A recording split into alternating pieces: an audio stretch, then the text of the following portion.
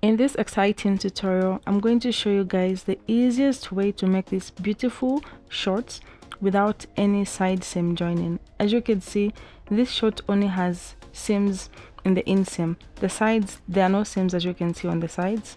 And let me show you the other side as well. No seam joining. The only seam is right here at the center. So I'm going to show you everything you have to do in order to achieve this neat look. And also the hemline has no seams. As you can see, it has a neat finish. I'm going to show you how to achieve this beautiful neat look with very easy steps. If this is something you'd love to watch, make sure you subscribe and turn on the notification bell so that you won't miss out whenever I post new sewing and pattern drafting tutorials. So let's get drafting the pattern. Let's make the pattern now. So to make the pattern, I have two pieces of fabric, as you can see, and they are folded. I'm going to fold one, then I'm also going to fold the second one and place it on top of the first one. So this is my second folded fabric. And the next thing I'm going to do is I'm going to start drafting. So this is after folding, we're going to have 1, 2, 3, 4 corners openings, as you can see. So when drafting, you have to start from the folded side. So I'm just going to turn it over because it will be easier for me. This is the folded side. It will be easy for me to start drafting from this side. Then this is the opening. Remember, we don't want to have a side seam, so we have to start drafting from this folded part. So I'm going to mark 2 inches for my waistband joint folding. So this is where the elastic waistband is going to be. Then right on this measurement, I'm going to mark my hip measurement divided by 4 plus 2 inches and seam allowance. So this is on my waistline. I'm going to mark those measurements. Waist to hip measurement is my next measurement. So I'm just going to draw a line, as you can see. Then I'm going to make my crotch curve. So this crotch curve has to be at least 2 inches. You have to measure. It has to be 2 inches. Then I'm going to mark my hem circumference measurement, my full length of shorts. Then I'm going to connect it down here. So that measurement, you can just measure around your thigh, then divide by 2. So I'm just going to cut it out. And then we have 2 pieces of fabric. So now let's get started with the sewing of our shorts. So I'm just going to place them on top of each other, as you can see me do. Then I'm going to stitch on both sides. I'm going to run a stitch right over here and another stitch right over there. So after stitching, that's when I'm going to show you what's next. So let's just stitch. So this is how it looks after stitching. Then you can trim off with your, I'm just going to turn it, as you can see. So after turning it, I'm now going to stitch the inseam. As you can see, the sides have no joining, no seam joining. I'm just going to stitch this part here. I'm just going to take it to the sewing machine and run a stitch.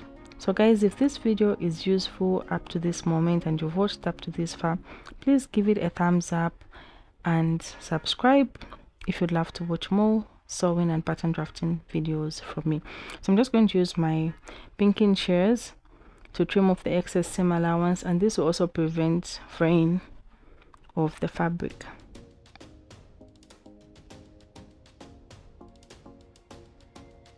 So I'm also going to trim off on the other side with my pinking shears and also on the other sides.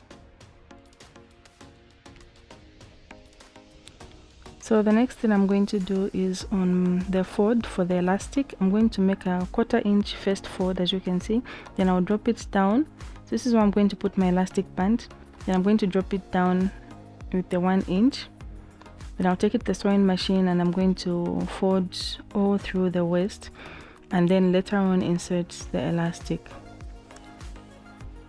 Then after stitching, I need to leave about 2 inches for inserting the elastic. I'm not going to sew all around in the waist area. I'm going to have an opening of about 2 inches. As you can see, this is the 2 inches opening. I haven't stitched all the way. This is where I'm going to be inserting my elastic. So I have my elastic with me and my safety pin. This is a safety pin that's going to help me insert the elastic. So the elastic is not the same length as the waist. It's about 4 inches on fold difference, then altogether 8 inches. So this is on fold. The elastic of the waist circumference is 8 inches less. So if your waist circumference say is 20, your elastic will be 12 inches. So I'm going to insert my elastic in my waist. Then after inserting it, I'm now going to join the two together. So guys, if you find this video useful, make sure you subscribe and give it a thumbs up. So I'm just going to trim these 2 points with my pinking shears. Then I'm going to hand sew. I'm just going to use my hand sewing needle to stitch these two together, or you can just use your sewing machine, but I'm just using my hand sewing needle for now. Then I'm going to remember the opening. I'm going to stitch it as well. You can take the sewing machine or you can use your hand sewing needle. I'm just going to use my hand sewing needle and sew very neatly. Then after that, this is what we have, a beautiful short with no side seam joining. As you can see, the sides are neat, no seams joining there. So then even this side, no seams joining. The next thing I'm going to do is hem my shorts neatly. So I'm going to be using hemming gum. I'm going to fold my hem and press. Then I'm going to get hemming gum. So hemming gum, this is the hemming gum I'm going to be using.